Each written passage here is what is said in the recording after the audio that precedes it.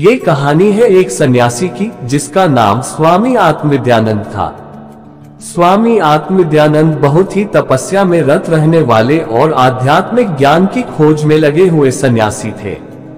उन्होंने अपने पूरे जीवन को भगवान की पूजा और ध्यान में समर्पित किया था। एक दिन उन्होंने अपने शिष्यों के साथ सत्संग कर रहे थे। एक शिष्य ने पूछा, स्वामी जी, जब सभी चीजें ठीक हो जाती हैं तभी मन खुश होता है, परंतु जब कुछ गड़बड़ हो जाता है तो हमारा मन दुखी हो जाता है। ऐसे समय में भी कैसे मन को शांति मिलती है? स्वामी आत्मविद्यानंद ने मुस्कुराते हुए कहा, बेटा, तुम्हारा प्रश्न बहुत ही महत्वपूर्ण है। जब हमारा मन खुश होता है तो हम भगवान के साथ एक हैं, और जब हमारा मन दुखी होता है तो भी हम उसी भगवान के साथ एक हैं। उन्होंने फिर एक कहानी से इस सिद्धांत को समझाया। कहानी यह है, एक बार एक युवक ने अपने गांव के पंडित से पूछा, भगवान हर जगह है, फिर क्या कारण है कि हम उन्हें कहीं देख नहीं सकते? पंडित ने एक फूल की पूंछ उठाए और उसकी खुशबू को महसूस करने के लिए युवक को कहा।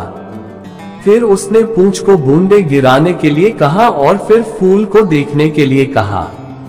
युवक ने कहा, फूल की खुशबू तो हमें मिल रही है, पर उसे देख नहीं सकते। पंडित ने हंसते हुए कहा, बिल्कुल यही हाल भगवान का है। हम उनको नहीं देख सकते, पर उनकी मौजूदगी को हमेशा महसूस कर सकते हैं। जब तुम्हारा मन उदास हो तो भगवान तुम्हारे पास है, और जब तुम्हारा मन खुश हो तो भी वे तुम्हारे साथ हैं। इस कहानी से सीख है कि अगर हम अपने मन को भगवान के साथ जोड़ते हैं तो हर स्थिति में हमें शांति मिलती है और हम उच्च आदर्शों की ओर बढ़ सकते हैं। ये कहानी एक साधु जी के जीवन से जुड़ी है जिनका नाम सुनील था। सुनील ने अपना समय भगवान की भक्ति और सेवा में बिताने का निर्णय किया था।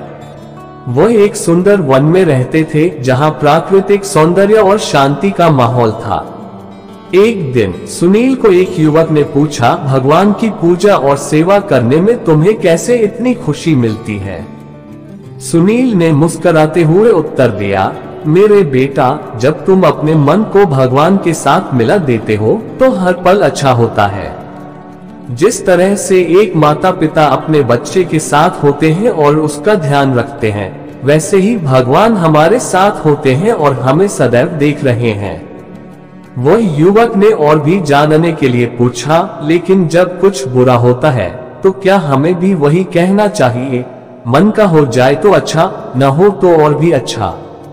सुनील ने गहराई से कहा, हाँ मेरे बेटा, जब कोई दुखद घटना होती है तो हमें विश्वास रखना चाहिए कि भगवान हमें सिखाना चाहते हैं और हर घटना हमारे उत्तराधिकारी कल्याण की दिशा में होती है।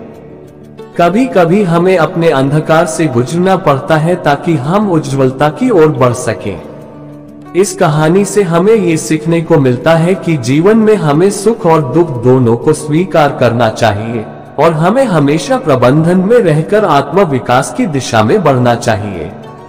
मन का हो जाए तो अच्छा, न हो तो और भी अच्छा, ये सोच हमें सच्चे आनंद और शांति की दिशा में मदद कर सकती है।